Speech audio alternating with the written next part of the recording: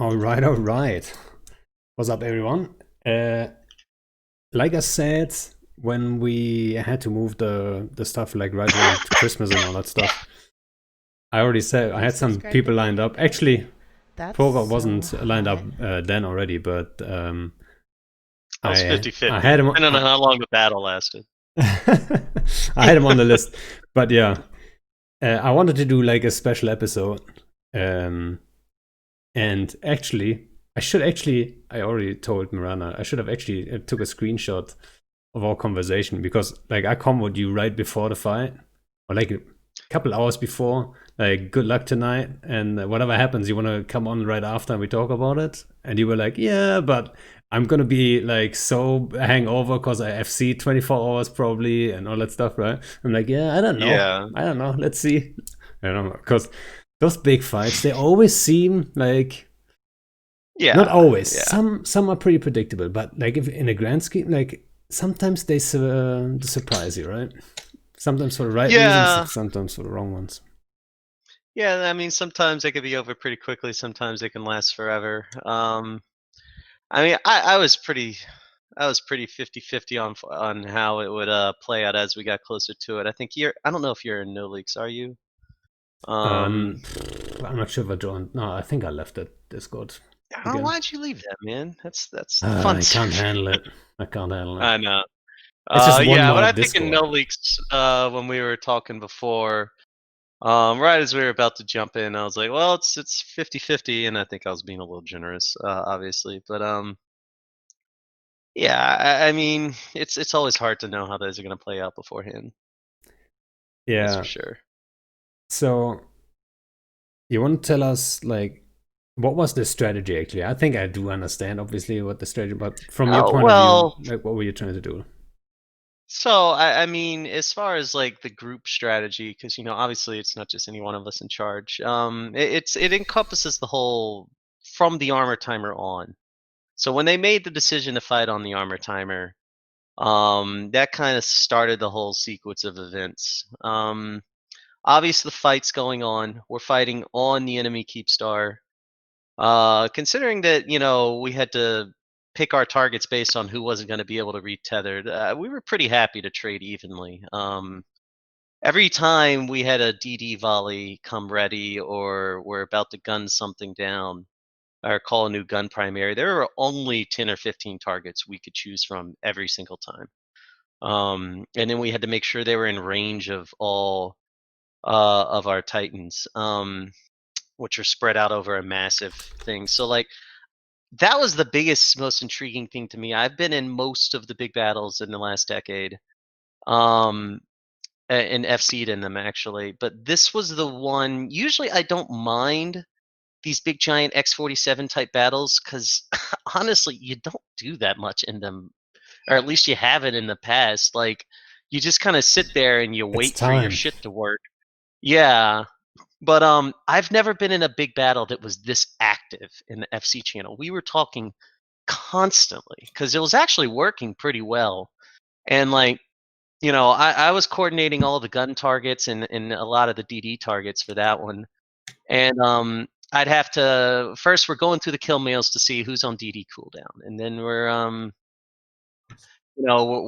checking ranges to every fleet. So I gotta be like, okay, what's this guy's range to your fleet? What's this guy's range to your fleet? What's this guy's range to your fleet?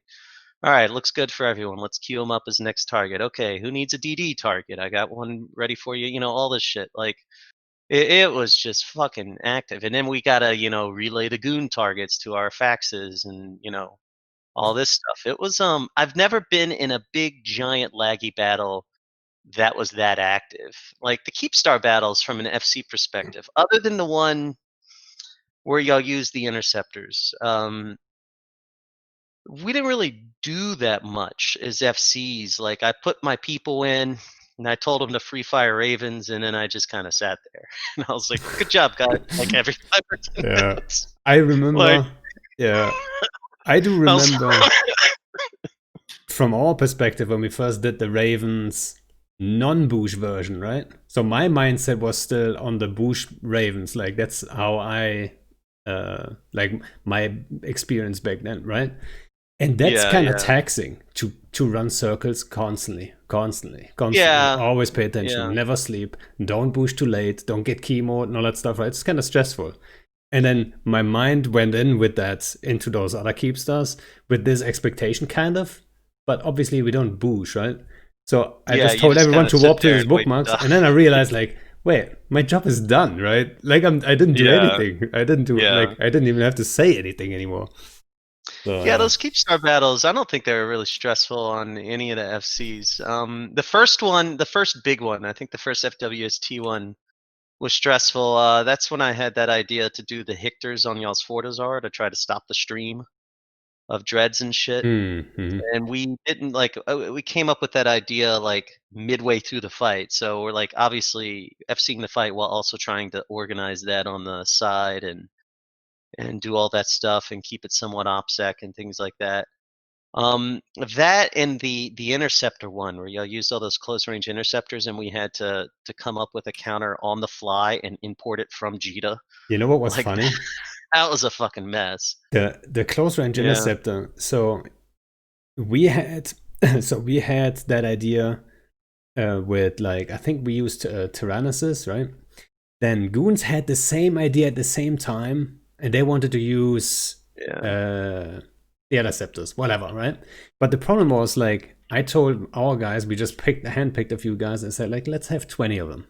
Nobody's gonna like notice 20 Tyrannosus, right? But then Right. Goons had the same idea, and someone else had the same idea. So it was like suddenly it was like 80 fucking Scepters. So that was way too obvious, right?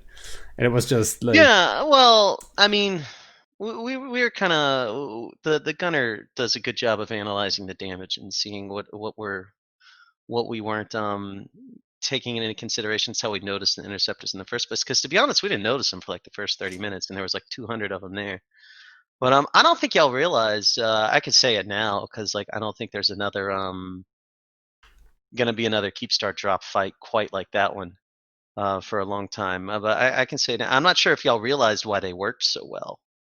why? It wasn't because they sig tank or anything particularly well. I'm not. Oh, they had a But lot of DPS, and no, nobody. the problem was, and we knew this as You soon as didn't I have a ship saw type on them. good to kill him. No, I mean we had tons of jackdaws there. The problem is you can't lock them fast enough. So this is the biggest problem. And I knew it was going to be a problem the moment I saw what they were doing. It's like we moved our jackdaws into range. And the jackdaws are sitting there in sharpshooter mode.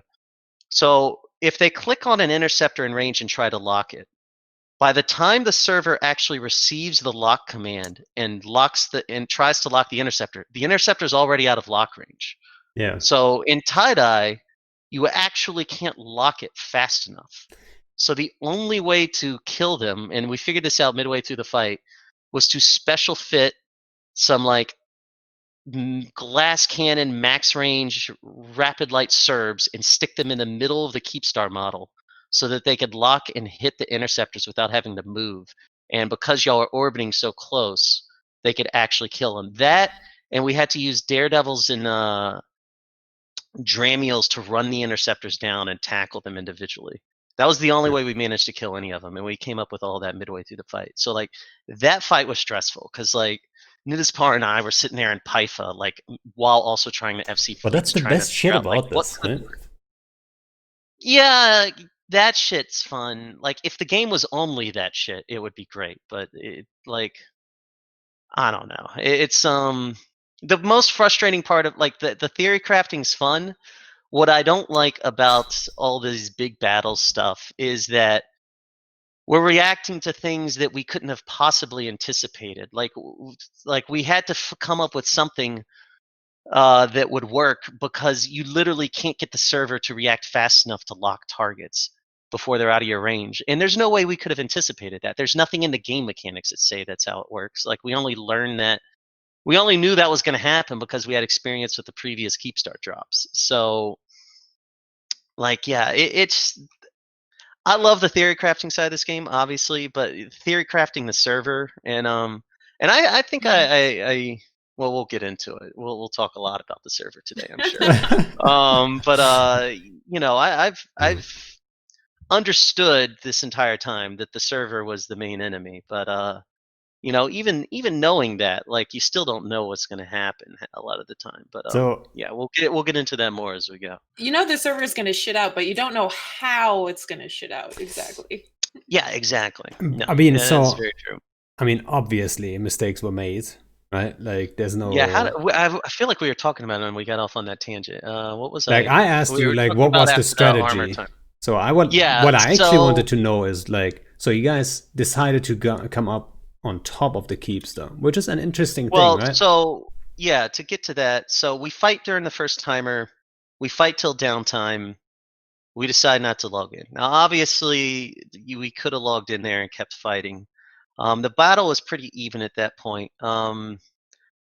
Most of the FCs on our side, myself included, didn't want to log in. At that point, I was being a little selfish, and I felt like shit. Like, that was my second night of having COVID, and I wasn't gonna play Eve, and I only logged in when I saw that all the Titans were hitting the field. And I was like, God damn it, I better get in on here. And then I ended up FCing all the way through it. And then, like, by the time downtime came around, a couple of our FCs were like, "We better log in, or we're never going to get another shot at this." And there was a debate about it right before downtime, and we knew that we could move a lot more Titans to Delve than we were currently fielding.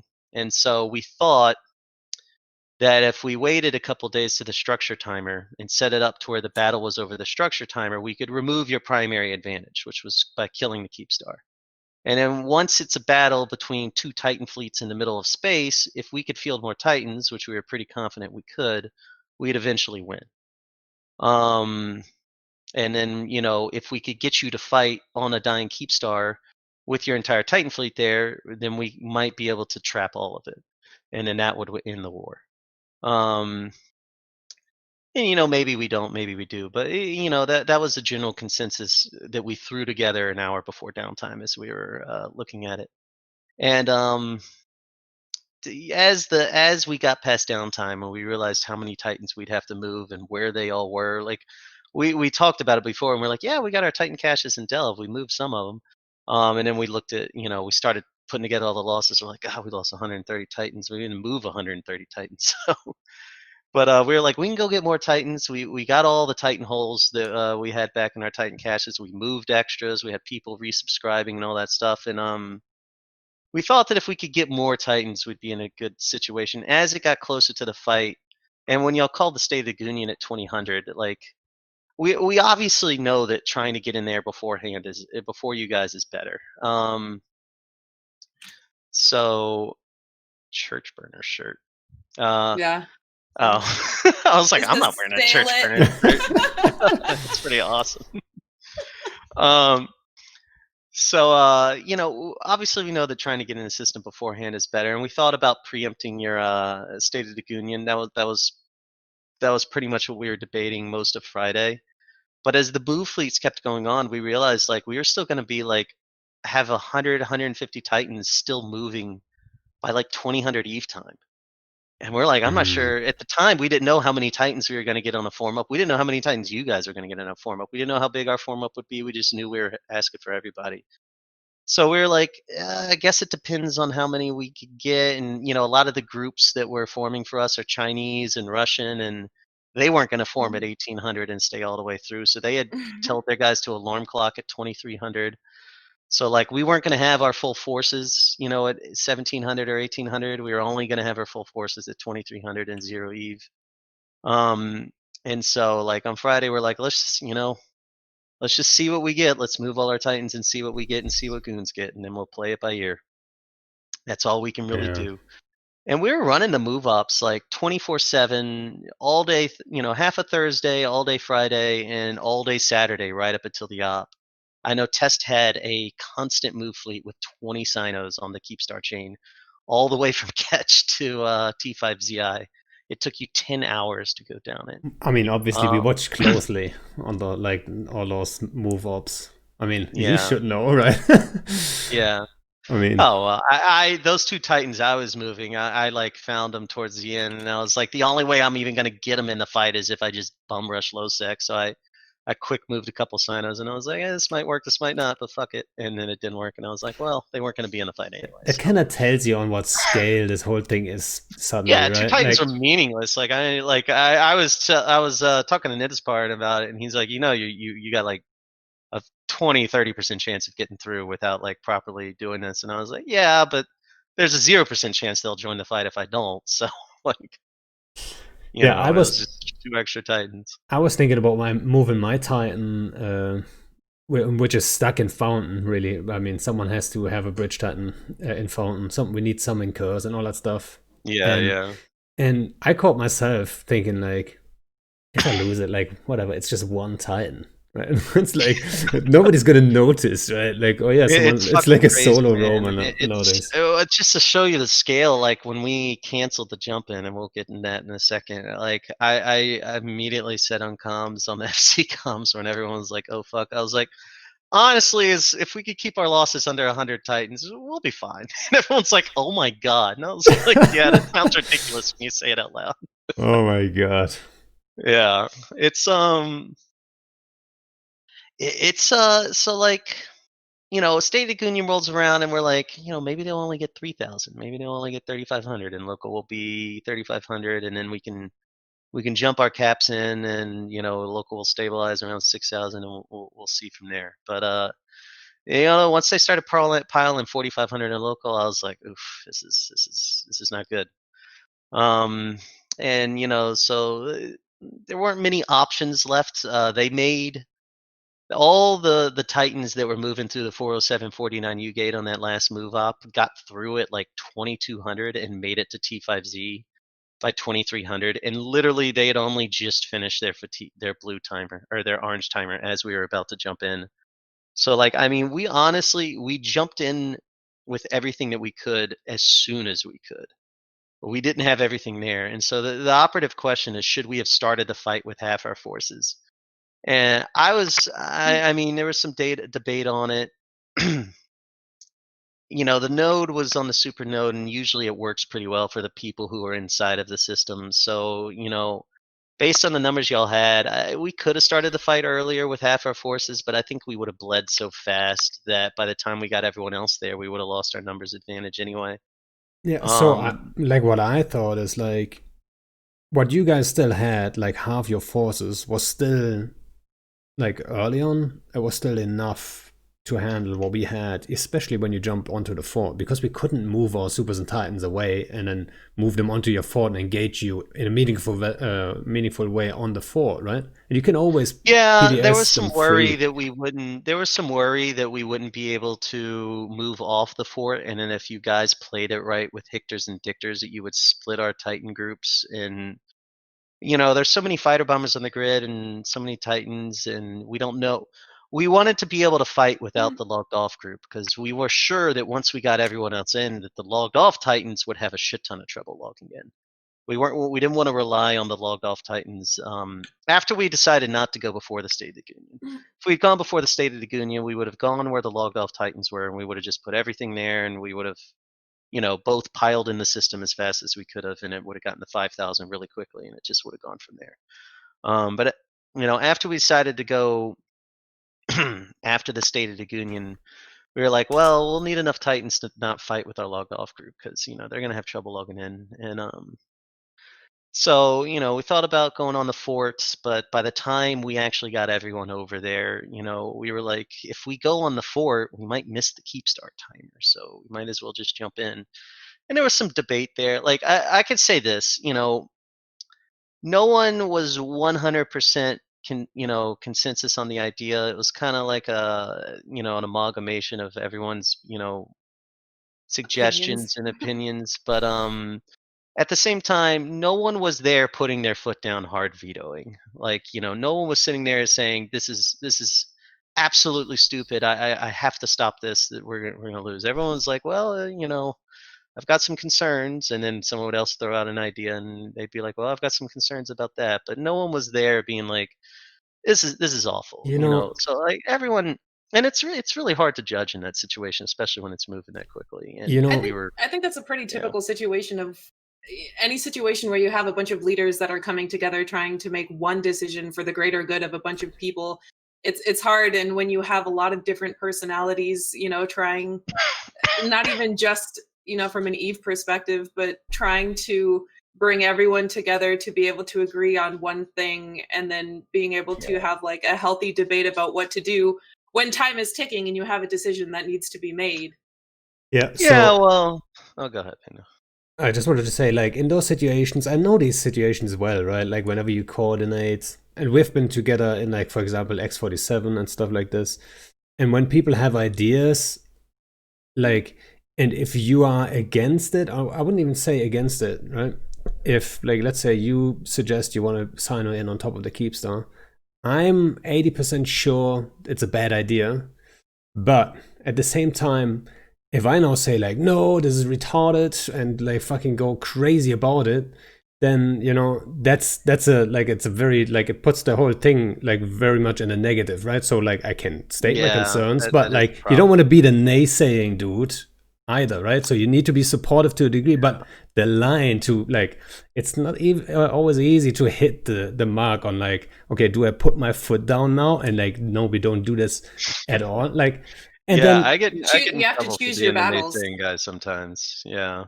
and then when the time is running out, so like you explained it, right? Like the timing was the whole thing with that move up and all that stuff, and then you simply didn't have the time to be very confident you can get from the fort to the keeps on down. And then if you're then the naysayer and you don't make it from the fort to the keeps though, like Yeah. that's a problem too, right?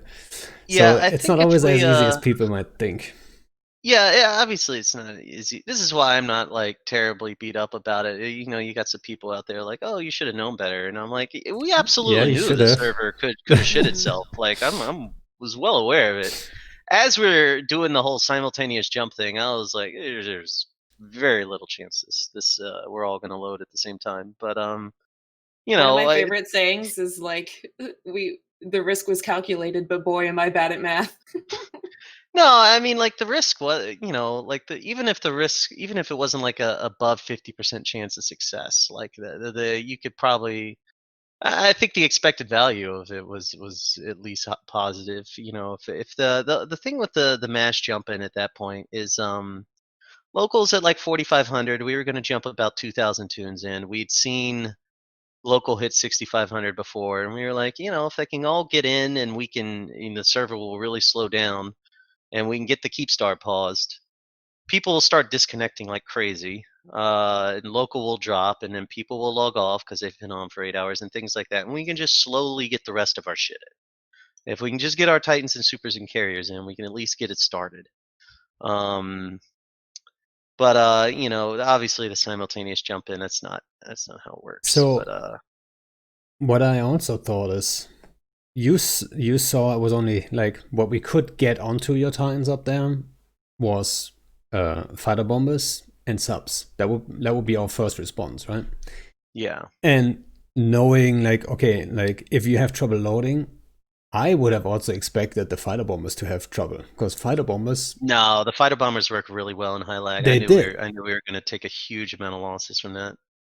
Are We you were we were like prepared to we were prepared to absorb 100 Titan losses before killing a single one if that's what it took. But um yeah, like we were, well, no, I wouldn't say 100, probably closer to 40 to 50. But we were talking about like, yeah, we're gonna lose a good chunk of Titans before we can even start doing anything. But if we can get everyone in and get it started and get the keep start down, eventually local will start dropping and we'll have some more options. And then the plan, as you saw, like the plan was eventually to pincer your Titan group. I mean, if we could have come in right by the logged off Titans in range of all your Titans, but it would have been even worse. So yeah, the plan was to get the fight started, that would get have it been going, get the keep start. Because if there's one other thing we learned from those keep start battles, it's and this is if there, this is actually something we really did well early on with target calling that you guys eventually shifted to with your target calling as well, in the first Titan battle, is once you get your guns started on a target, they actually cycle. the way the server works, they actually cycle pretty well. You just have to get them to actually fucking activate. And what we noticed when we were doing all the statistics in the Keepstar battles, FWST 319 Keepstar battles, is that you are actually killing the Keepstar much faster than you would be able to in a normal conditions, because your guys were doing constant damage to it, but we couldn't kill as fast as we normally would be able to because of the server, because of the delays to the server calls. I don't think a lot of people understand this, but like, Yeah, I think nobody understands it. you gotta send the server call to lock the target, and normally when you do that with no tie-dye and no lag, that happens instantly. But in those big giant battles, that server call is just sitting there for a while, and that's delay. That's delay and applied damage, and then eventually you lock the target. But then you have to activate your guns, and that's delay because that server call is out for a while too. Eventually, once your guns activate, then you actually do damage in real time, in the actual game time. Your guns keep cycling as far as we can tell. And so when you guys were killing those keep stars, you guys would tell people to start shooting the keep star and keep shooting it until they were dead. You guys were applying all that damage in real game time, but every ship we had to kill, we had to first fight through the lock delay and then fight through the gun activation delay. We were only killing half as fast as we could if there was no delay to But the we server. also had a lock delay and a gun delay on Yeah, the but you only have it structure. once. We got to kill every fucking ship. Yeah, that's the thing. We got to do it. And Miranda Yeah. knows my But rent. most of the time though, like as a subcap pilot who is trying to lock and put guns on the Keepstar, most of the time we were dead before we were even able to lock and put guns on the Keepstar anyway. Yeah, but Miranda, you know what that reminds me of? You remember the discussion I had with like horde reds and all that stuff, and the gun cycle time and how it Which works? one? Yeah. Well, I'm getting triggered about horde reds I know for which one you're years. talking. Yeah. But So Angelo, hold on, Angelo, that's an interesting question. Angelo said you decided to lose 50 Titans for an indirect keep start timer. How many were you planning to sacrifice to get to 1AQ? The keep start timer was irrelevant. Once you've got 300 Titans logged off, the keep start timer is hardly killing the keep star is hardly the issue. The only reason to kill the keep star is because it takes away the tether advantage. It's not like killing the keep star, getting a keep star dead is like the actual goal of losing 50 Titans. It's winning a Titan battle is the goal of losing 50 Titans. and I don't think anyone here has ever heard of M2 dash before that keeps the fight. Like I don't even know. Well, that's how it always happens, man. BR5 is just some random fucking backwater system. But then the stuff has to be right. Both sides need to be thinking they can win the fight, and then the objective is not the objective itself. It's like winning the fight, a deciding fight. I mean, it kinda, and we talked about that when we like before the show actually. So some of those Titans are actually Ghost Titans now, right? They call it Ghost Titans. I have no idea. I've heard some people. Sorry, I know interrupt, but I've really, it's so fucking random. Like, I mean, I've had people like my friends on the other side confirm to me that they have they showed me like, here's the kill mail for my Titan and here's the Titan in my hangar, and they're able to undock it and everything just like a normal Titan. So I'll tell you what happened to me. I hit jump on my Titan, never actually hit the tunnel. Eventually I appear in the star in T5ZI, warp back to the keep star, dock up with my Titan pilot, and we're trying to figure out what to do at that point. Later on in the fight, John Hartley and Jay, who I was talking to it in No Leaks, they're like, GG, Pro God, another Titan down. I'm like, what are you talking about? They're like, we just killed Worgen. And I take a screenshot of Worgen. I'm like, I'm docked in the station. They're like, oh, well, we just killed you. So like I take, so Jay was actually the one who told me this. Sorry, Jay, if I'm outing you here. But he's the one. He's like, you better be careful because that can get teleported and like blown up. And I was like, so I felt like I was laundering drug money. I like took the Titan off of my Titan character, traded it to another character, jump cloned out of my Nirvana like clone, like trying to hide my Titan from the server, so I can't fucking find it. You see nothing. Dirty. Yeah. So like I went over there on ProGod into M2, and I found like this is like 4 hours after they said they've killed Rorgan. I jump in, Rorgan's still there in a Titan. And I go and I try to lock him up like I'm orbiting my own Titan, which is also sitting in T5Z at the same time. Like it's fucking wild. Oh, I love So it. Well, I this don't know. I've dude, heard some people getting their Ghost Titans back, but I don't know how yeah, many. Rocket says that the Bridge Titan crashed with the bridge up and somehow ended up in M2 also. So Yeah, the Teal's Bridge it's so Titan got funny, but killed. it's pretty hilarious Yeah, actually. it's fucking crazy. So Yeah, my the bad. thing Earlier. the thing is, around, I think the numbers that are floating around is like 80 Titans are actually dead, and 90 are like kind of in this ghost state, whatever you want to call it, right? I heard like And 60. yeah, whatever the number is, but it might How many did it look like we lost? I haven't Like even counted. 150 well, was? 120? Yeah. I've no idea what the exact numbers are actually, but so the thing is, I felt a little bit bad for it to happen that way. Like, I'd love to kill like 500 of your Titans, obviously, right? Everyone in chat is giving a different number, by the way. I think that's But funny. at the same time, it was kind of your own fault to a degree, right? Oh, it was absolutely 100% So- our fault. I wouldn't even feel bad if I were y'all. Like I know a couple of RCs said I don't feel bad, and I was like, I wouldn't even feel remotely if the roles were reversed, and obviously the roles have been reversed. When the Bosa play happened, I Yep. wouldn't feel any sympathy whatsoever. We knew exactly what we were getting ourselves into. And with the Bosa play, like it's so much time has passed. I could say now that like obviously it was a pretty amazing play. It's in my best interest to come out and say, oh, you guys should have known better. Like you guys are dumb and we're smart, and if you're on the fence here, you should think that we're the smarter party. Like that's obviously in my best interest to do, and I wouldn't expect anything else from you guys.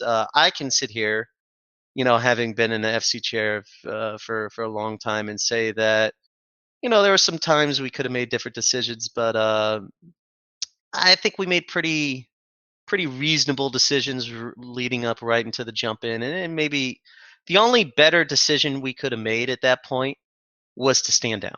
Like that's the big elephant in the room there, is But that that would by have far hurt. the best decision to make would have been to stand down.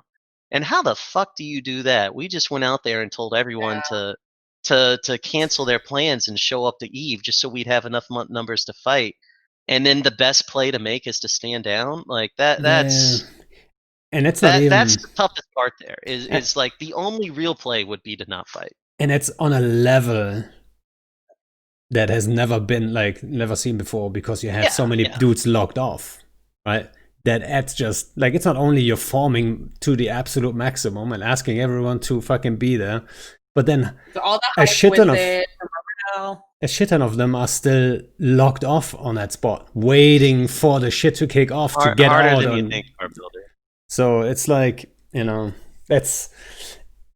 makes it like 5 times harder to say like, no, we're standing down, right? And then the morale hit, it's real. Yeah, I mean, you could have done it, but I mean, and some people suggested it, but I would have been okay with it. Some other people would not have been. I'm always okay with standing down. Any excuse not to play Eve is a good excuse, in my opinion. But yeah, I don't know if we could have done that coalition wide without causing a big drama bomb. I have to say, of course, here we are causing a big drama bomb by losing a bunch of Titans. That I'm a pass a mixtape or whatever it was. That's one of the best propaganda pieces so far. The past remix. Yeah. Oh yeah.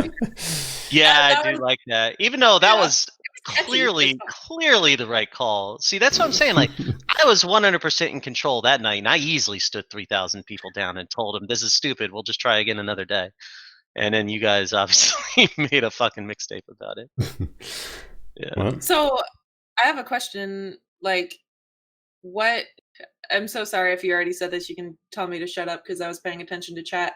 But if you like had 100% of the decision-making process for last night, what would, other than just like standing down, because we just discussed that, but like what different decision would you have made to? No, I'm not going to answer that. It's a team effort. Like I'm not. Yeah, it's a You know, tricky. I'm just as involved in it as any of the other FCs. It's 100% my fault as much as it's anyone else's. Yeah, I do know that like it's how it always is in those FC teams. Like some people are for it, some people are against it, and then you make one decision at a time, right? And that kind of like Yeah. on a different in a different scenario that reminded me of like what we did in Fountain.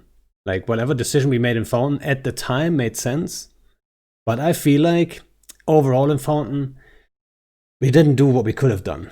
Like we Yeah. I know for me and for Shines and the other FCs, it felt like shit, we had so much more that we could have done, but at the time this makes sense. And then this next step makes sense, right? Yeah, you can But only. overall This you is end up what. with a shit situation.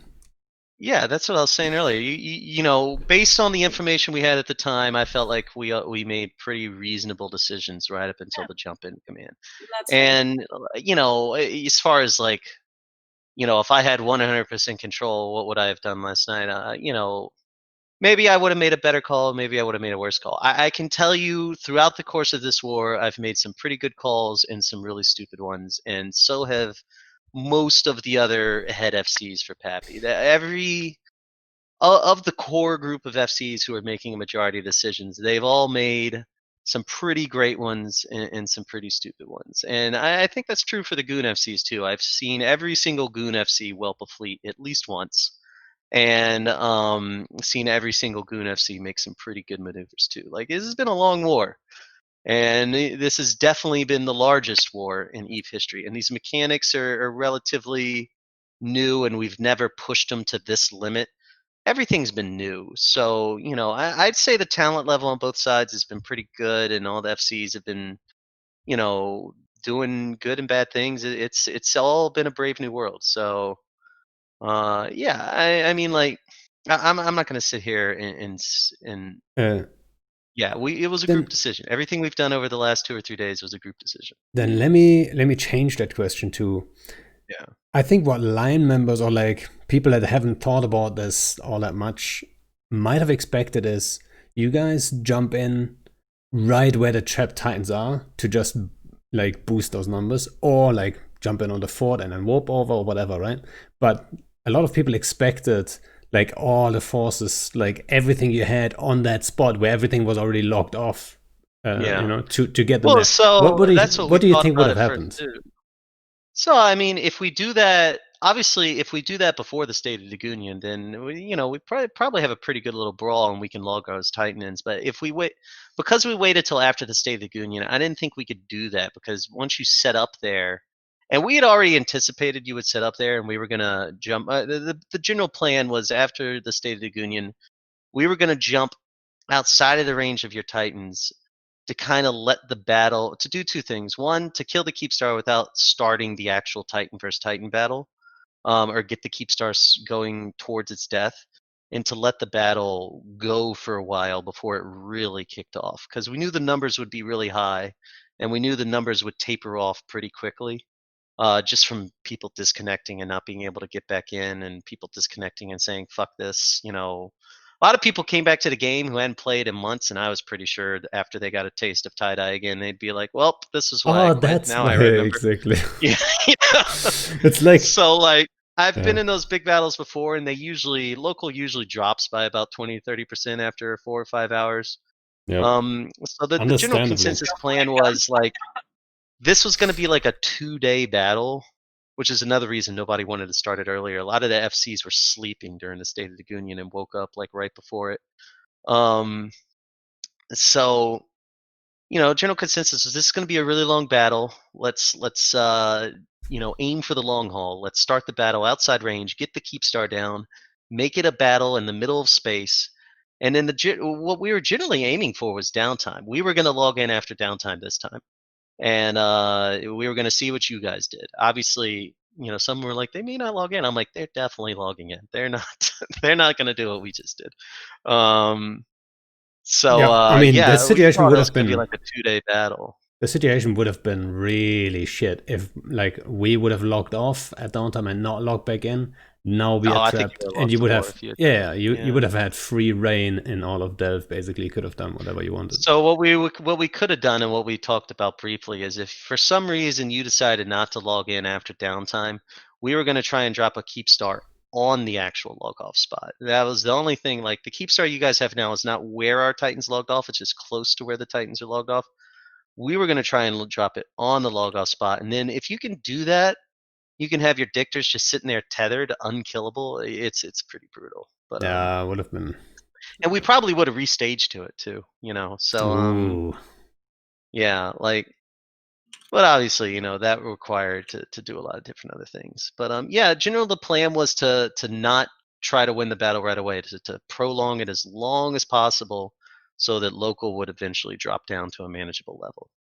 Well, the thing is also, like time zone wise, it would have worked in your favor. Obviously, China time zone, like you guys just have more people in that time zone, right? And then leading up to the like from the timer to downtime, your numbers would increase compared to what our numbers would do, right?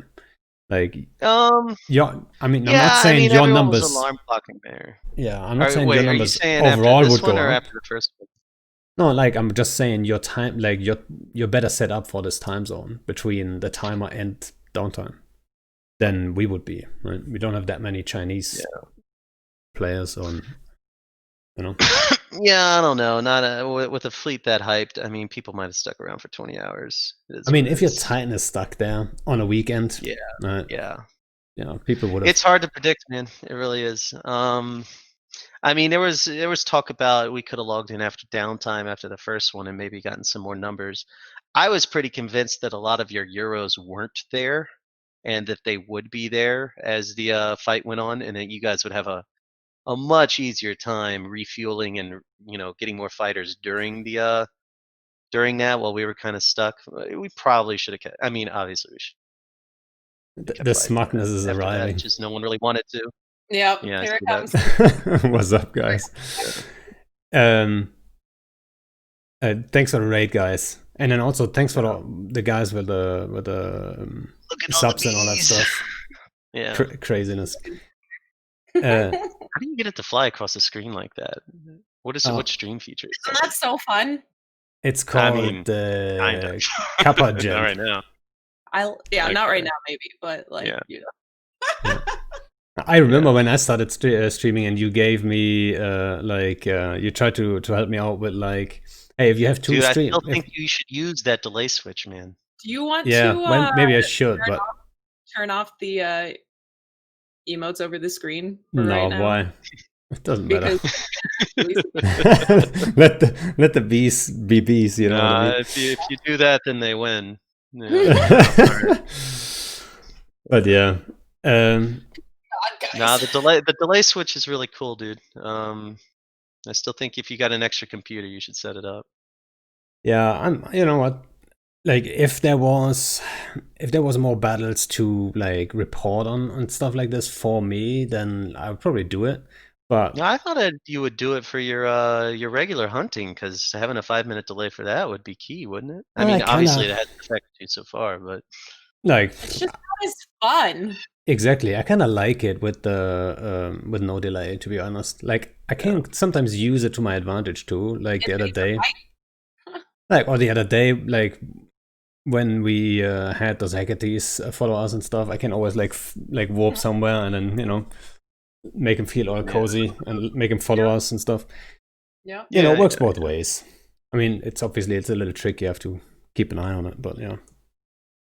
They said stream snipers like it too, but yeah, I mean, sometimes there's like the asshole stream snipers that just want to like alpha you and make you say GG, but there are lots of times that we go roaming that people see that we're in their area and they form up for an actual good fight because of it. Yeah. And I mean, like a few minute delay. I don't like people being able to, because Twitch delay is like only 10 seconds. So like I don't like people being able to see like where I just warped 10 seconds ago, even though they usually can anyway through spies. But yeah, from my experience, actually, people are too slow with it. So what were you saying, Miranda? Yeah, I was just saying, like, with the amount of intel that people are able to gather in the game, like, the difference between a 10-second delay and them having eyes on grid most likely anyway is like, eh. No, like, so there is a big difference if they pay attention, but if I'm aware of them being able to pay attention, if I warp to planet 1, moon 1, and they see it, they can land before I land, right? That makes a big difference. Yeah. So that is true, but a lot of times they're just not like paying attention and they're not fast enough with it. And like, as long as you're aware, you can get away with it. It always depends on what you're streaming. But like most of the fleets I stream are like fast moving kind of stuff, right? So I can get away with it. Yeah. I was streaming Strat Ops at the time, and like at the time, because like it was in the middle of a war and there were Strat Ops, I didn't want to like, because you know, you kind of always worry about people streaming in your fleets. I didn't want to like make it seem like I was putting us at a disadvantage, so I, you know, set up that the complicated comms thing where people couldn't hear command, and set up the 5-minute delay and all that stuff. So And someone in chat says it's an advantage to use to make people come from fast, and that's definitely true, right? yeah. Makes them feel comfortable to actually go and try catch you, which is usually good fun. So yeah, I don't think I need that delay. I did stream with delay before, but like you said, strat ops. And you know what? Like covering those battles right now in the war, I just made that decision to not do it because like I'm an active FC and I kind of felt like it would be a little unfair to our guys, to be honest, because like I mean that's what you felt feel like that during a war. yeah. Like it's easy to stream when you're like, you know, going for a Rorqual kill. It's like, who cares? But you know, when you got everyone's Sov on the line, it's a little bit different. Yeah, or like it felt like I would be trying to profit from it or some shit, and I didn't want that to even be. I did deal with a little bit of that, but yeah. Dude, I remember I made like I think I made like $200 during the X47 battle. Just from like, there's plenty of people that have nothing to do with the war that are profiting off of streaming like the war itself. So yeah. I wanted to stream during this war, but God, these game mechanics are just so fucking tiring. Like I don't have. Just saying the way it is. I don't have like a single extra second to do anything else than what I'm already doing. Yeah, like, it's just other things to pay attention to. Yeah. Well, I mean, what I was touching on earlier too, with the ghost titans and stuff like this, maybe the way it worked out now, maybe that's exactly what we needed to get like the right fights now. I feel like now the battlefield is a little bit more even. So and the ghost titan part, I feel like, what do you mean? You guys got lucky that they're not all dead, kind of, right? So you're like, you shouldn't complain too much at the same time. So I feel like that made it a bit fair. The universe correcting a great wrong, but a little bit of hand of God action right there, right? But no, yeah, obviously we're lucky we didn't lose 600 Titans there, but you know, as far as the battles going forward, like I don't think y'all are as disadvantaged as y'all think, because the, you know, defensive game mechanics in this game are pretty strong. But you know, maybe I get what you're saying though. I would love for it to continue to be sub versus sub with no threat of caps on either side. But, you know what? See how that afford a Titan. I totally agree with that. But you know most what? of the fights are sub versus serve anyway. It's like, well. Yeah. I Freudian slipped there and said serve versus serve, which is what it's probably going to be. In hindsight, though, subs only would have been an option too, right? Yeah, we thought about that for a second, but like I said, like there's only so many like man hours you could put in. Like just about every Pappy FC was running move ops all day Thursday and Friday and Saturday. So, like I think when we had the meeting on Thursday to decide what to do. When was New Year's Day? It was Friday. Fuck. When we had the meeting on Friday to figure out what to do. No, it was Thursday. It was New Year's Eve. Yeah. We basically committed that we were going to spend all of our time moving as many Titans as possible, because you know we're trying to min max it. all that matters is who has more Titans, and we were like, we better move as many Titans as we can. So every as I said earlier, the focus came on running move ops, became running move ops, and we were still running move ops right up until the last hour before we jumped in. And a lot of those Titans only just got there 30 minutes before we jumped them in. And like, I think it was close to like 100 Titans jumped into T5, like 45 minutes before we jumped in too. So like, And that's the move up actually. So we had a close eye on that one, right? They moved Yeah. all the way through Ethereum Reach and all that stuff. And we thought, like, so we were sitting there with our best hunters. Like, shout out to Shvo, right? Shvo, Shines, me, and like some other people. We were sitting there keeping an eye on it, right? Yeah. And we knew they have to go through oh shit, which is obviously our staging at the moment. And we knew the time is running out. So we were like, okay, guys, stay out of oh shit. Make him feel all safe and shit. Right? They might just take that gate to UDHQ. We were sitting there hoping our best. We knew the chances were slim, but oh my god, that would have been so sexy. But also, we were waiting for that, and then like we didn't know how many times it is gonna be at the end, right? So it was like, I don't know, 100 Well, I times don't or something. think anyone did. I put y'all. I suspected about 500, 600 from y'all. I think y'all actually exceeded that by 100. No. Like I was talking about like that move up, right? So we were keeping an eye on it, yeah. and then How many did it end up being? Yeah, it was around 100 Titans actually, or something like. So we were like, oh shit! Like now it's like in a range where we're like, okay, how do we actually catch these guys and not just all die to it, right? Yeah. So we were making plans, and everything had to be sneaky and stuff. But then, obviously, you guys prefer to take the long route for good reasons, right? And there was some made it just in debate time. about whether to push everything through the 407 49U gate, but like honestly, so when we thought about doing the 407 49U gate, we were pretty sure like, if goons might just go all in 49U, I would if I were them. Like we thought there was a decent chance you might do that.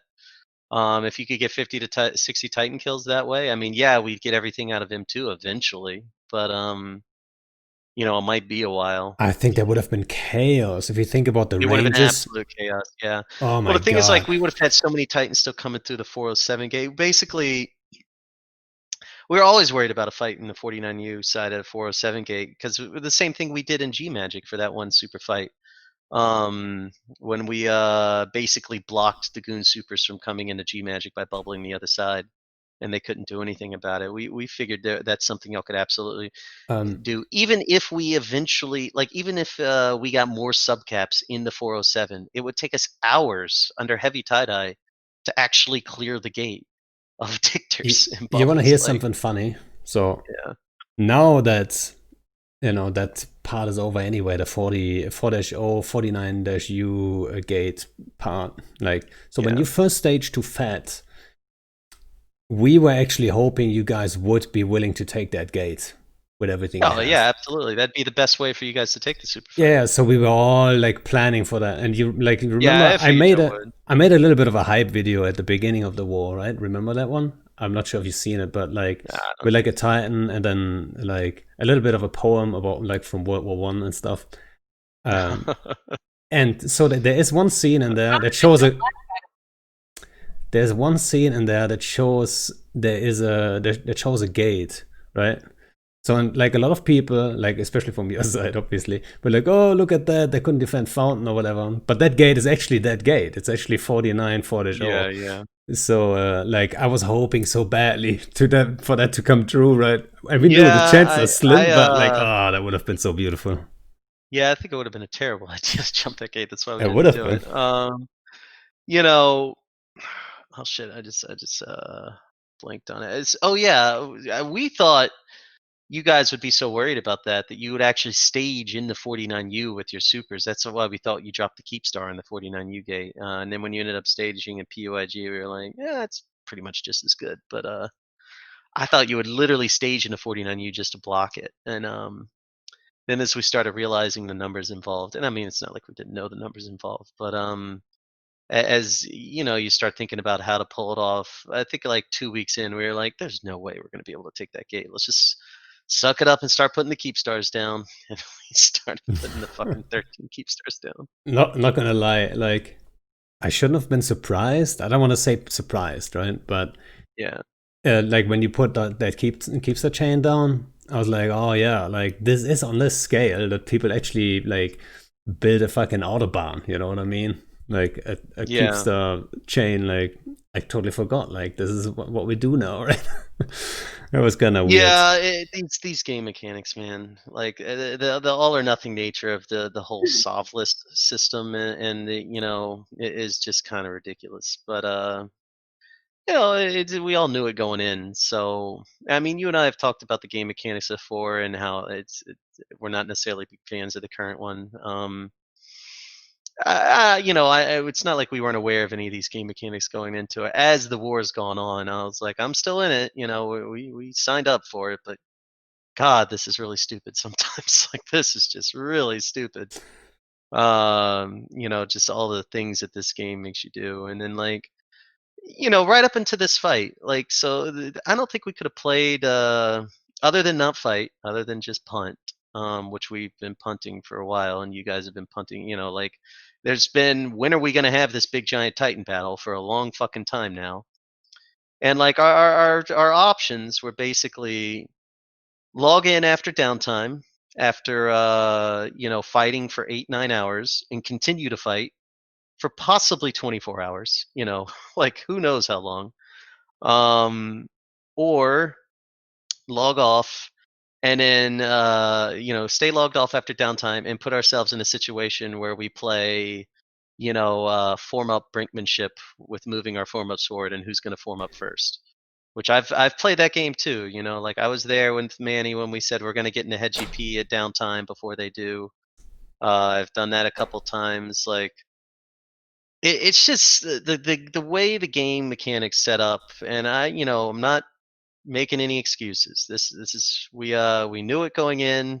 We made the decisions we made, fully aware of all the consequences. But I'm not a big fan of the choices that these game mechanics leave you with. Like your choices are fight for 20 hours in a row, on what is supposed to be a fun video game, or lose.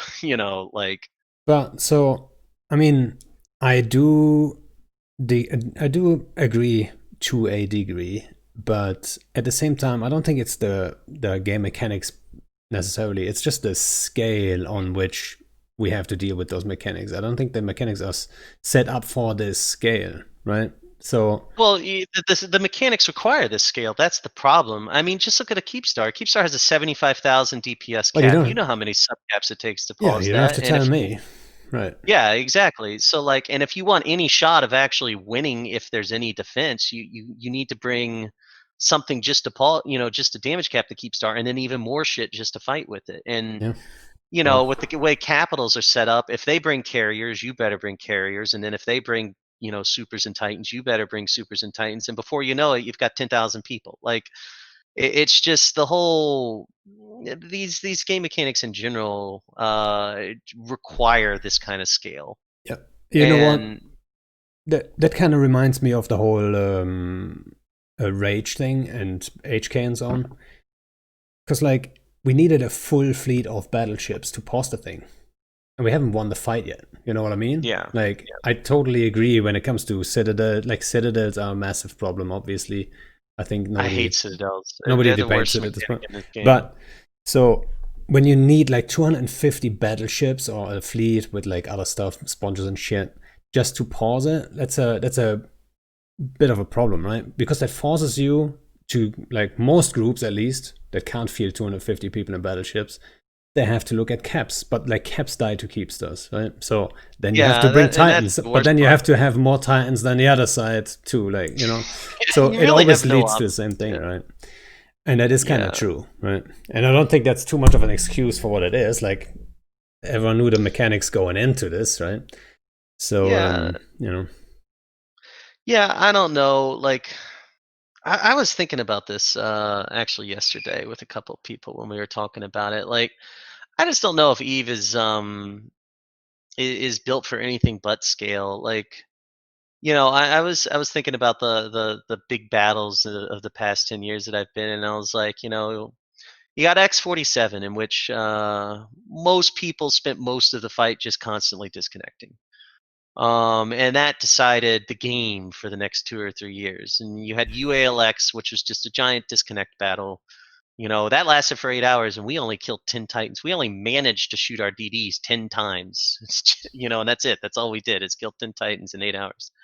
And that basically won us the war and put us in our position of strength for 2 or 3 years. And before that, World War B was the unique one with no citadels in Fozzie by the way, hint, hint, where there were no real big battles like that.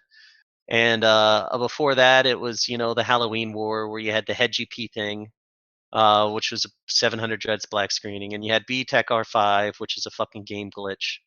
And then once again, a bunch of black screening. Well, actually, at least some stuff worked there, but most of these big battles over the year, and I can think all the way back to like Providence in 2010 when Provi tried to defend their stuff in D-G and their entire Dread Fleet black screens. Like, most of these big like server defining the political meta for the next 2 or 3 years, they've all just been like fucking laggy shit shows. And like we've had different game mechanics for years, and I don't think you can solve the fundamental core mechanic of the game of I can just bring more people than you and always win. And there was a time where that wasn't the case. At least if one side had more tracking titans than you, it didn't matter how many people you brought. Fucking tracking titans. But no one liked those mechanics either. So like, what the fuck do you do? Like, I see people wanting to roll back the 2012 game mechanics, and I was like, I played in 2012. Everyone fucking hated those mechanics. Let me tell you, like. Yeah, I think the environment, like player base and stuff, like 2012 was like obviously, actually 2012 was the year where I was like getting really into like PvP and stuff. Like, so I was really getting hooked there. I'm not complaining about being out blobbed, people. Jesus Christ. I don't think these people understand. Yeah, what we I'm saying. won. Stop talking. That's all right.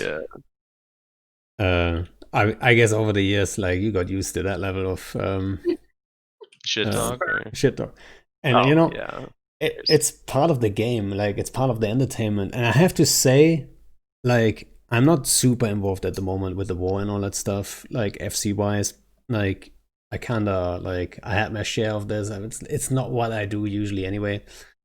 Yeah. And for me personally, like my motivation to log in every day and do these massive fights, it's not all that high.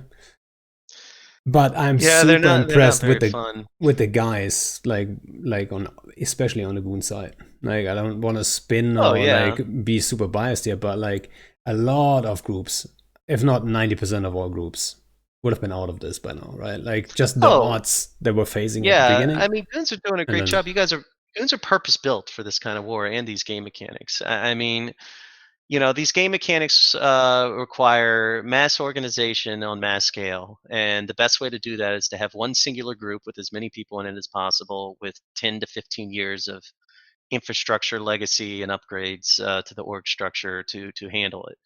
Like, I mean, I can say this, publicly now, but like Villy and I, and we're only just one part of the Pappy leadership, but Villy and I spend 50% of our time like doing diplo work. We don't FC most of the time. We barely FC actually. You just like, deal with it. Yeah, like I mean, test is one group on its own, but we've got so many other groups in. Like, the best way to handle these game mechanics by far is to have one purpose-built organization with everyone inside of it, with a great org structure, and that's what Goons have. And we knew that going into it. Like, people are like, oh, I've seen Matani Beetle. It's like you guys bought 150,000 puppies and all that, and I'm like, hey, that's not entirely true. And B, like, take it as a compliment. Like, we knew how difficult it would be going into it because of what would eventually happen. Like, the defensive game mechanics are exceptionally hard to deal with. You guys were eventually going to figure your shit out. We at the beginning of the war, it was a little rough for y'all, but as y'all slowly got better at it, we knew that would happen just because it was impossible to move. Probably not impossible, but it was difficult to move faster than we did. We didn't even have 13 keep stars to throw down when we started the campaign. Like, it's I would say, like, obviously we had more people and the odds were in our favor, and the war's not over yet. And it's still we still have a slight numbers advantage, but I would never have put the odds so astronomically, as some of the Goonies did. But I know it's in their best interest to say that. I mean, Yeah. yeah, like you're not gonna go into a war and be like, guys, we might not win. It's like, I mean, but to be fair, I mean that's kind of the way that Init looked at it when we started. But that's Yeah. also that's not Mitten's. That's not his mo. I have to say, I learned a big lesson when it comes to that kind of shit. I learned a big lesson there. Like, I'm always the realistic guy, and my guys in fleet always know, like I'm approaching it like honestly, right? And I tell people like, all right, we might lose this fight, or like, Yeah, I've noticed fair you saying that a chance. few times during these big battles. But no matter what, we're still but gonna do our shit. Like, but no, Well, yeah, of what I course. learned though was like to just watch like Mittens and the other guys. It might come across as spin from the other side, but really, like they're just keeping it positive, right? And I feel like I should have done that too for our guys more, especially in Yeah, Fountain. I I still mean, feel like I let people down in Fountain, which is like, aw. I'm so sad about like that missed opportunity, to be quite honest, right? But yeah, I thought. I mean, you and I have talked about this already before. I thought y'all could have done more in Fountain too. But dude, it's hard, man. Like, you don't know that going into it. Like, it's easy to sit in hindsight and look at all that stuff. Like, in hindsight, we should have stood down on Saturday. In hindsight, we should have, maybe relied on a different tactic than move ops right up until the op. But it's hard to make that call going into it, man. yeah, well, what happened. Yeah, for sure. I mean, it's not like I lose sleep about like the whole Fountain thing, right? And that's always like when No, dude, people. I slept great last night. Honestly, I really did. Like you spend 3 days getting it prepped and doing all that stuff, and then when it's over, like I was talking to someone about this last night. I was like, I know this is how I know I don't like these game mechanics. Like, I'm a competitive guy. I've been playing like sports and competition stuff like my entire life. Like I know what it feels like when I lose something that I really give a shit about. Like I remember when we lost to our rivals my senior year of high school football. Like that one, I know what that pain feels like. After last night, I was just like, eh, like yeah, we fucked up a little there, but what can you do really? Like this is just such a mess. Time goes on. Like Yeah, you're gonna like win big fights, you're gonna lose big fights. I've been more pissed about 100 versus 100 subcap fights. Hmm. Way more pissed about 100 versus 100 subcap fights than I was last night about the It is what it level is at the end of the day. 100. Like, what are you gonna do? Yeah, Well, I mean, I really need to get a new light bulb. how long? How long till we see another one of those fights? Right? How long? Like, when are you guys Could gonna be log 2 in? days, man. Could be 2 People are days. Could asking be what's one next. day. Could be 4 When are you days. gonna I log mean, in? we got to get those Titans out eventually, right? Come What are your plans? on. People want to know what's next. The people need answers. I can't say. Yeah, Sorry. guys, if you have some good questions, put them in chat. Miranda's keeping an eye on it. Like, it's a little Yeah. bit much with all the guys that came over from Meta Show, but Yeah. if there's some good questions in there, bring them up. When are you settling down? Whoa. And yeah, like I just Settling saw down. saw Are Shines you put a are comment you in. offering your hand in marriage? Who made the call about to jump above the fort? There was a team call, right? We talked about that, and it's always like this FC team dynamic. Like you Yeah. can't you can't just throw the other guys under the bus, basically, right? So whoever had the final call, the other guys that were against it Ooh. weren't loud enough, I guess. I could do a hot wings chant. I'm gonna wait till after COVID for that though, because that fucks up your sinuses. But and fucks up No, it everything clears else. out But your sinuses. It's the best thing for you to do for your Yeah, sinuses. you can be the king of hot wings now. as a 2-time hot wings challenge veteran, I'll let you know what it does and what it doesn't do. Is your sense of taste still there? Yeah, my taste is there, my smell is there. So like, Damn. Oh my god, yeah. So like Tuesday night, I had like a terrible fever, like really achy and all that. Went to bed. Finally, woke up. It was kind of weak most of the day Wednesday. Still had a little fever, and then the Titan battle started, and I really didn't want to get into it, and then I finally did. Yeah. Ended up seeing a while, and Get sucked in. yeah, dude, I was checking my temperature like every hour, and like I took Tylenol halfway through the fight and stuff like that, trying to keep things on an even keel. But other than that, like other than the fever on Tuesday night, it hasn't been that bad, and like sniffs and a little cough. That's about Yeah. it. I'm like 99% positive that Pando had Rona last week too. Felt like a cold. Yeah, it's hard to notice if you don't like. I'm not sure I even would have thought it was coronavirus if I didn't know that I contacted with someone who was a positive Mhm. that I had a positive contact trace. Yeah. And that's how I knew it was probably coronavirus and went to get tested. But had it just happened randomly, I probably would have thought it was just like a usual fever. Cold or Yeah, something. just a cold or something. No.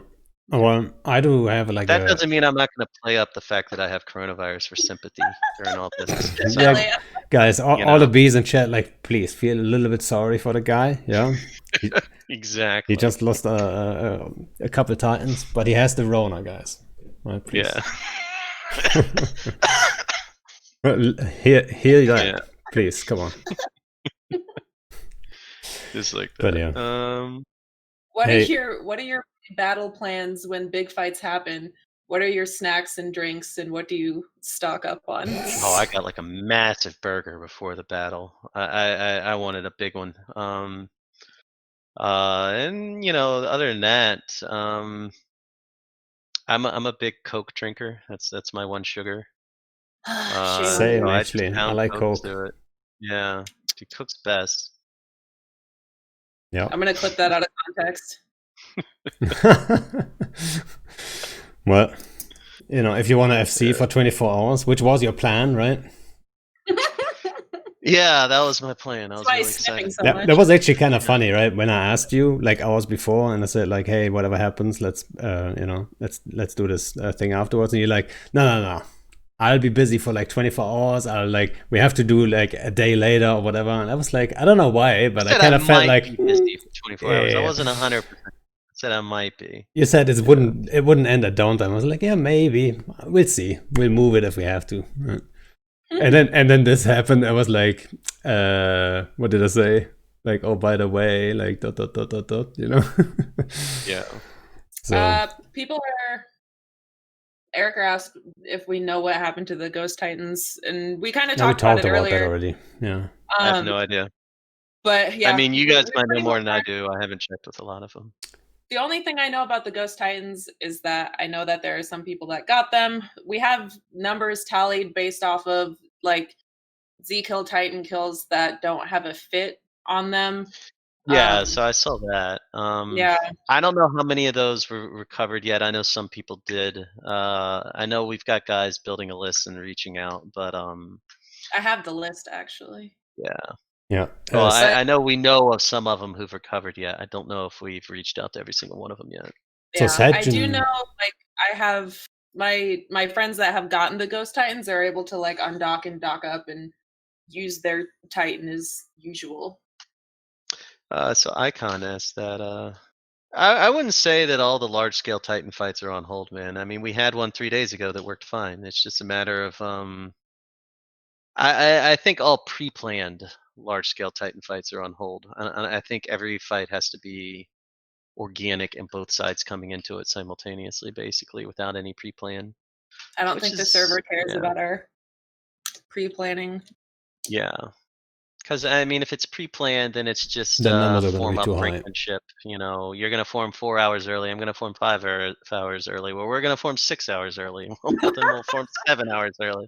And then at that point, you're like, why am I still playing this fucking video game? That was a question that a lot of people asked, was just why didn't you guys just take the field before us? Yeah, well, as I said earlier, we didn't have a lot of our Titans there until like an hour before the fight. Yeah, we talked about that at the beginning. I guess like if people are really interested in the details, like from the other side, right? Because most of you guys are probably goons. Then just watch the the VOD at the end, I guess. We talk about that pretty much at the beginning.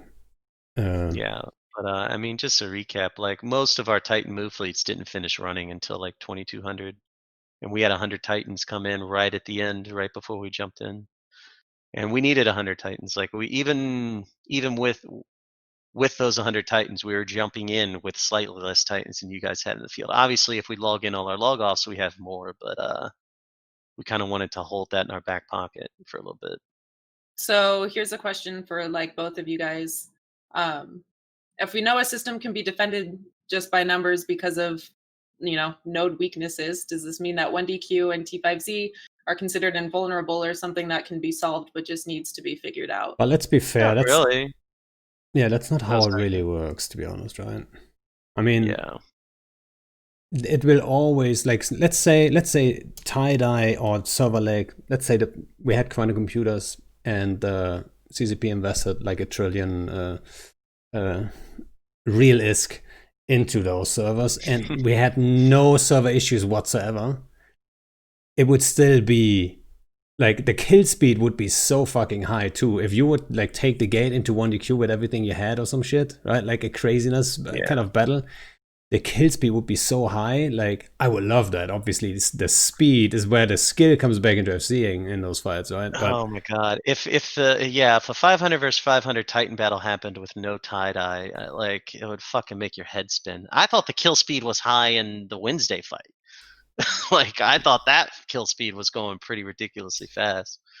So I don't think that people realize how much better the server's gotten in the game mechanics changes with the fax nerfs and the EHP nerfs. Like the numbers in X47 were pretty similar to the M2 fight, but 5 times as many Titans died.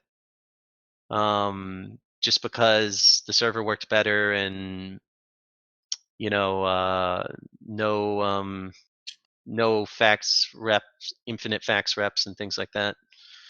So like a lot of Titans died to guns. A lot of Titans didn't die to DD volleys. They just got gunned down, which was pretty interesting. and yeah, the point that I was trying to make actually was that I don't think the difference would be so big, like kill wise and stuff. Like I think the outcome would still be pretty similar. Yeah. But like taking a gate into like the server low, that's obviously a no-go. Yeah. So you can't even consider doing that, to be honest. Yeah, but so to answer that guy's question a little differently though, if that's not quite what is he's asking. 1DQ or T5Z still vulnerable? Yeah. Like what matters is who logs in first, like who's in system first. So if we jump 1DQ before you guys ping spam for people, then we're in system first and you're trying to log in. So like But do you think we'd be able to get there before we it were able to depends. find out We had that thing 3 weeks ago where we jumped in, where we formed up for that QI1 Keepstar drop, and you guys didn't ping for it until we actually jumped into 1DQ. That was one of them. Obviously, that wasn't set up well enough for us to do anything with it. But I mean, it depends. Like what we could do, is we could form up every day and go do something else, and like we had been doing. Like you guys have been forming up to defend 1DQ while we did other things for weeks now. So I mean, that's a tactic. It's people are just hard to worried say. about the fact that we're getting to the point now that all of our fights are going to escalate, especially when it comes to things like Keepstar hold timers. If the intent is to get into 1DQ, that's going to require killing Keepstars. So if I don't see us forming very differently than we did last night for any Keepstar hold timer. So how are we going to be able to avoid this in the future for any other Keepstar hold timer that's not going to crash the node? It's gonna be form up brinkmanship, which I fucking hate. It's basically you're gonna form 6 hours early, well we're gonna form 7 hours early. But Well, it has then we'll always form been 8 like hours that, early. right? It has been. Yeah. Yeah. So what's the difference? It's a stupid video game we play. Let's Eve sucks. The show's over. Well, Yeah. we're actually close to 1.5 hours. So I do want to bring up Saturn though, because he has been asking, and I'll have to scroll actually and find him. He wants to know wants you to walk through like So- the dread bomb Yeah. or So Sejun is actually more of a skirmish FC, and I think he wants to dip into like bigger stuff. So he's interested in like what else was ready to go, like what tools do we have ready, like dread bombs, short range, long range, like all that stuff, like all that stuff that was like prepared I and can't get planned too for. deep into that because we might need it again someday. I mean, we had long range dreads, we had short range dreads, we had Lance Titans and all this stuff. SS carriers, super carriers. Like, I don't know, as far as getting into the bigger stuff, I don't know if you need to know the dynamics for that fight are so unique that, I mean, like, I don't know if they'll ever apply again because I don't know how many more chances we'll have at that kind of fight. Like, we might have a few more and then that's it. And based on the direction CCP wants to go with scarcity, I don't know if we'll ever get back to this many Yeah. Titans. So I guess what he's asking actually is like, how does the planning for like a fleet like that start even, right? And I think like, so what it usually starts, well, I'm sure like your process is like probably similar. Yeah. Like people just like, there's a convo with all the FCs that are involved on like that high level, right? Like the strat FCs of Yeah. all the big groups. And then people put in their thoughts, right? It might just be a short thought like, hey, maybe we should drop on top of the keepster instead of warping in on the bottom or whatever, right? Then another guy might just drop another thought that says like, hey, I've got this great idea, let's just Sino in on top instead of warping in, right? So yeah, I mean, it's basically the same thing for us. I mean, I won't name him, but one guy came up with he came up with a little paint picture showing how we could position our Titans away from where you guys would be. And we all looked at him and we're like, yeah, I kind of like that. That's better than just jumping in and eating all the doomsdays. Like, that's the best idea I've seen so far. Let's do it. Yeah, you'd be surprised how much like on an individual How level organic it is. Yeah, like exactly. And you know what? I kind of enjoy that part. Like the big fights and then planning on like what do they do and what can we do and like can we have some special stuff and surprise them in some way, right? Like do some cool shit. I mean, love that. I think that's definitely the stuff that keeps us playing the game because it's certainly not all of the diplomatic housekeeping and keeping all the egos in check and reducing drama and doing all the shit you got to do to run a large alliance. It's that kind of theory crafting. So like, yeah, that shit's been fun. I like doing it a whole lot more for fights that aren't 10 hours long than I do for fights that are 10 hours long. As far as these big battles, there's been some interesting dynamic, like the bubble sphere thing. Like me and a buddy, well, I got the people together that set up the bookmarks for the bubble sphere for that final keep star. Like that was I thought that was pretty cool. Like I enjoyed doing that. Like don't get me wrong. 149 Like, bubbles. I just want to know. Yeah. Well, yeah, and like I like Googled. I was trying because I don't remember from if it's all an the math exploit. classes. No. How to like mathematically, stack spheres inside a sphere. Oh god. Like there are formulas for it, and I was looking at it and I was like, this is stupid. Like let's just eyeball it and go and go from there. Yeah, like coming up with shit like that is the fun part of Eve for sure, especially at the high level FC level. I'd say my biggest complaint with Eve game mechanics now is that they keep making it harder and harder and harder for content creators to focus on that shit. Yeah, especially the scarcity stuff lately. The scarcity stuff, I'd say I spend a majority of my time checking with our logistics guys, seeing what we can and can't field, seeing what we can and can't seed, and all this stuff. Like we're also I remember CCP's hand with the scarcity stuff because this is exactly what they want. They want all of our Titans to die. They want us to. Yeah, I don't know if funny they timing. do. You say that, but like all the game mechanics they're introducing should make us more risk averse, not less risk averse. But the point is that we have these huge stockpiles and buildups, and they've like specifically said that they're trying to like you said, the resource scarcity. So the only way that they can Miranda, implement if we resource hadn't gone to scarcity. war, they were going to do this whether we went to war or not. And if we hadn't gone to war, nobody's Titans would be dying, and they'd all Right, just but be what sitting there, and the rich would be getting richer because no one else could catch up. I understand So- that. But what I'm saying is like CCP wants resource scarcity. We have our giant blocks with our like however much, minerals and ore and shit hoarded and all of these titans and everything. They wanted us to get rid of it because they want everybody to have resource scarcity. And we just happen So to we're have. doing exactly what they Yeah. want by destroying all of our titans and shit so that we can have resource scarcity. Yeah, I also Yeah, thought no, we it's are a funny doing them a timing. favor. That's Yeah. for sure. They're like, But I oh shit, fucking that went hate it, better than man. we thought. They're probably gonna Yeah. go claim credit for they're it. like, they're doing a great But job like, for us.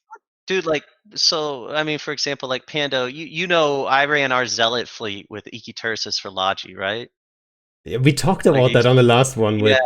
So like, during the middle of the war, I'm getting all excited because I'm like, I think these fights are finally going to change. I can start using our zealot fleet. Man, I've been waiting literally a year to use this fucking thing.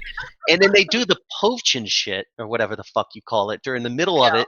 Iki Tursa prices spiked to like 800 million ISK. And I'm like, I can't use 800 million ISK Logi in this fleet. Like, this is.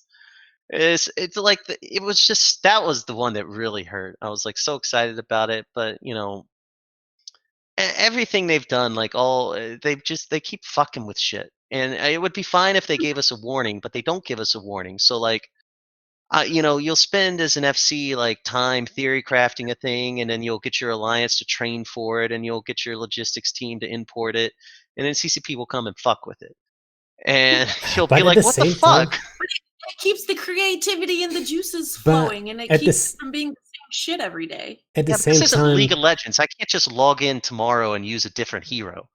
Like, I spent 4 fucking months, doing some of this Don't shit. talk shit about League of Legends, okay? I'll But- ban you from this Yeah. server.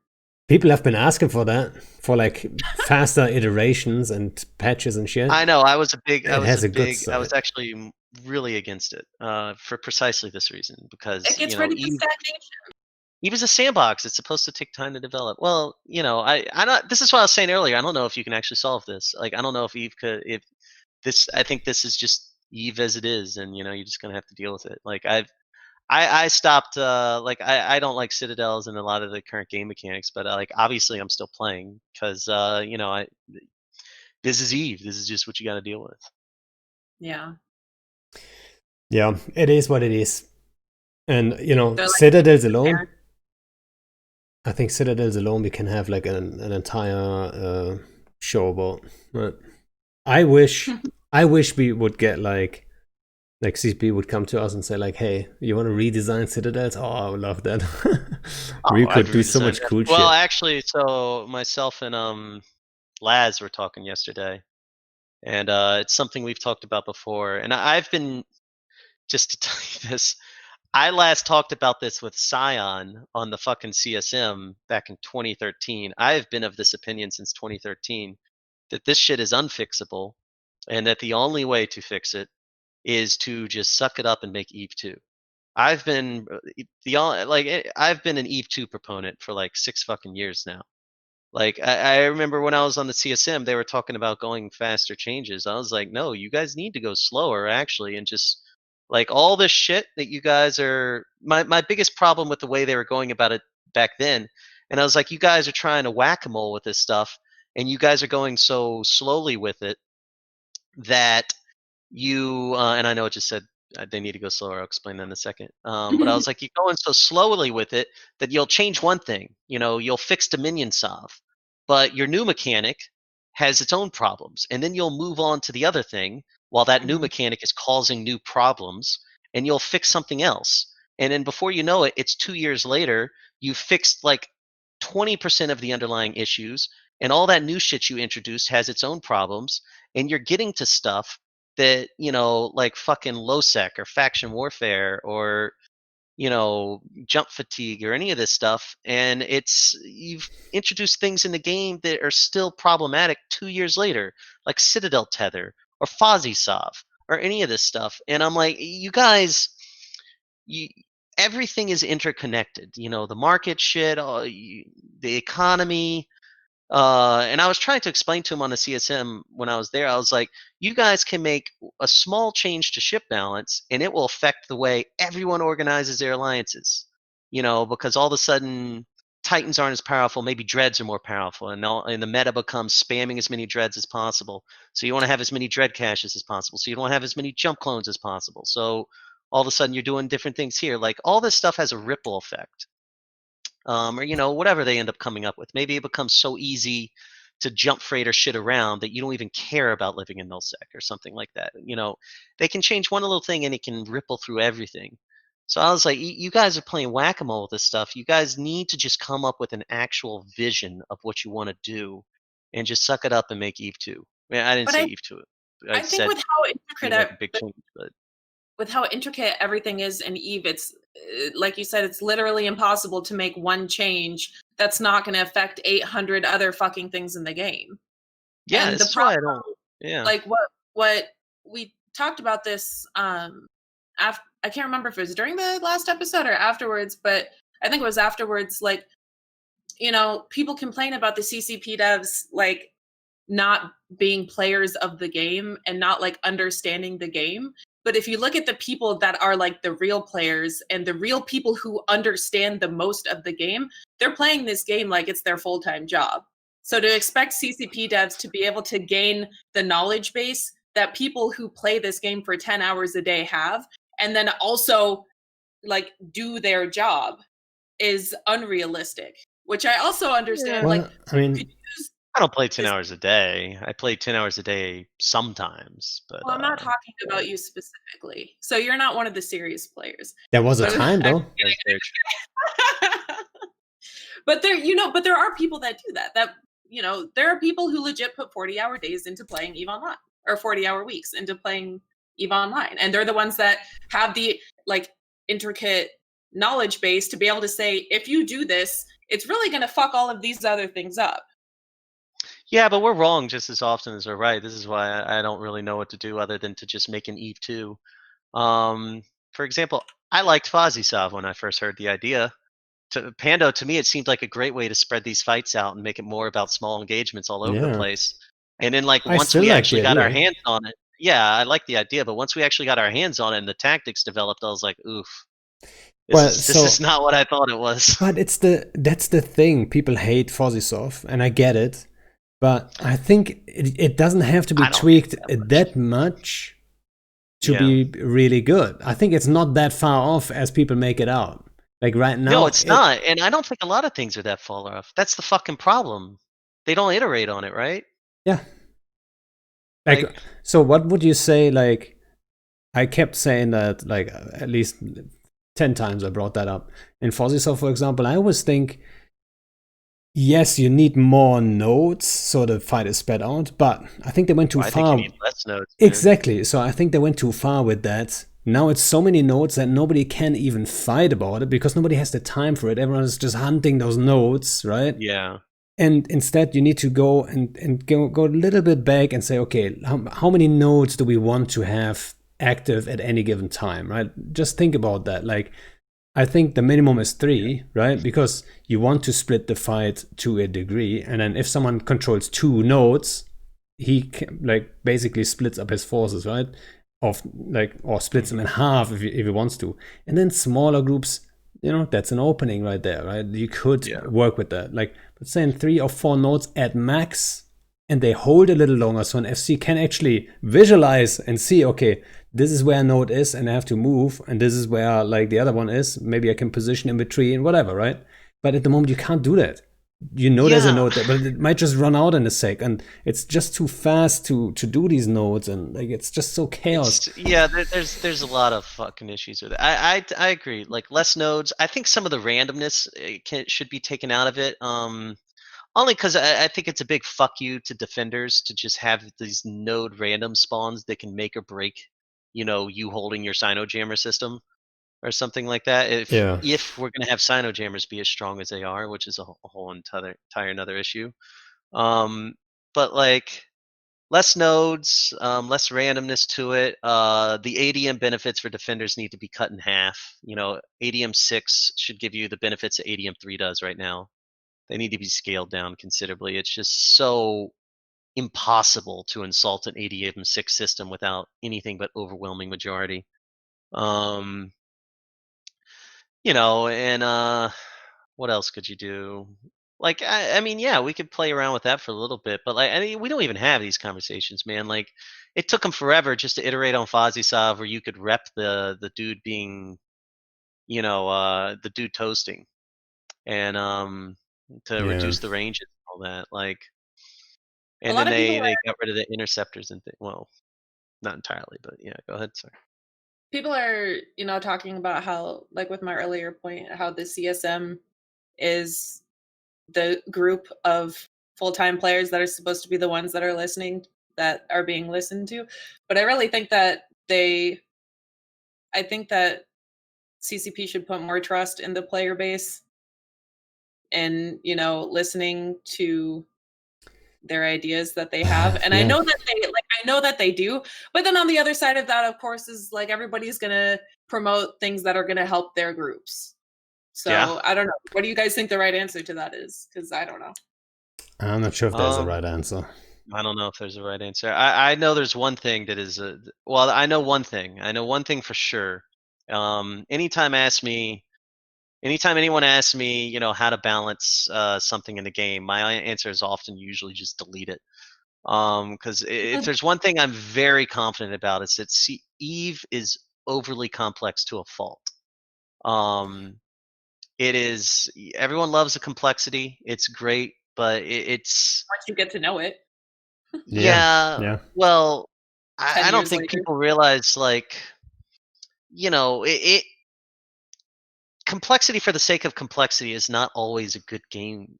Game design. They're very engaging, intellectually challenging games that are based on very simple game mechanics. Mm. You don't have to have 100 ships with 10,000 modules to be a complex game. You could have 10 ships with 100 modules and still be a really complex game.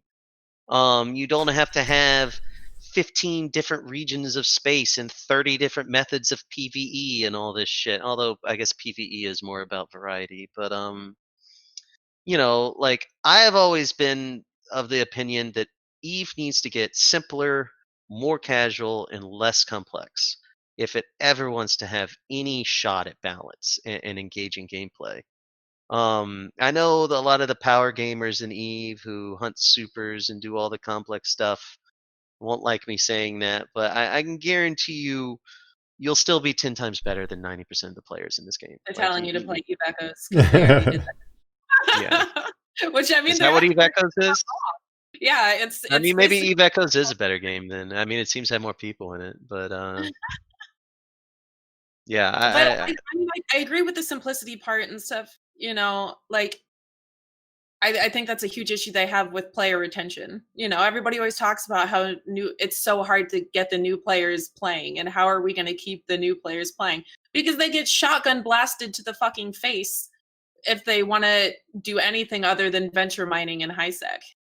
yeah. I mean, so I remember I was thinking about one time setting up high sec like just a pure Nubro area, like um but then you got all kinds of other stuff that people do up there, and like see that's the problem. I don't even know anyone who actually just plays the game exclusively in high sec. Well, actually, I do. no. I do now as of last week. Yeah. Ash Tarathi flies exclusively in high sec, and he's a buddy of mine. Yeah, I started out in high sec back when for a year and a half back when I first started playing. But Everyone it was started such a out in different high world sec back back then. then. Yeah, Yeah, I I was was a high sec terrified to go to null PvPer. sec. a high sec We PvP. were an Oof. honorable war deck corp. We went around war decking pirates and keeping high sec safe. Ay, ay, ay. And look what happened. What happened along the time? We'd get like Yeah. those battles were fucking amazing. Honestly, like you did research on the corporation you war deck. They had like 12 members. You figured out where they like to hang out. You ran locators. You looked at their kill boards to get their fits. You But the mechanics theory were crafted already how you were gonna shit. beat them. We'd get like a battle where it'd be like us, like 7 of us versus 4 of them, and they were all in remote rep Megatrons, and we'd beat them. And like those were all only kills for like 3 days. But God, that was like an Done, exhilarating guys. battle. Yeah. Those were the Wasn't it- times. Those were the times, man. Listen, thanks a lot for coming on. Yeah, sure. I hope you didn't feel too much to be put on the spot or anything. But Ambushed. yeah, Ambushed. Nah, man, I've been at this too long. It's like I've said, it's it is what it is, you know. and then I hope we get to kill the rest of your titans another day. Yeah, you know, as long as we take all of yours down with us, I'd be down. No, for no, it. no, no, no. That's not how this works. You can kill fighter bombers. Right? Let's fight to the death. No more Titans. Let's just do it. All right. 1v1 at the sun, bro. Yeah. Yep. We might just do that. Let's do the next fight on the sun. We thought if we logged back in after downtime on Tuesday, we were like, we might just kill all of each other's Titans, just like all. That would be too funny. Yeah. I mean, dude, that battle went on for 8 hours, and at the end, you guys won by like 6 Titans. It was 130 to 124. You realize how astronomical that is? Like, yeah, crazy. It's basically dead even. Yeah, Like, it was fucking insane. Yeah. Yeah. So. All right, man. Then everyone watching, thanks for hanging out. Thanks for the subs and the hosts. Thanks for to the Meta Show guys. And if you just wait a couple seconds, whoever is fastest gets an Astero skin from the Eve Partner program. So and thank you so much, January, for all of the gifted subs today. Yeah, legend. All right. See you guys around.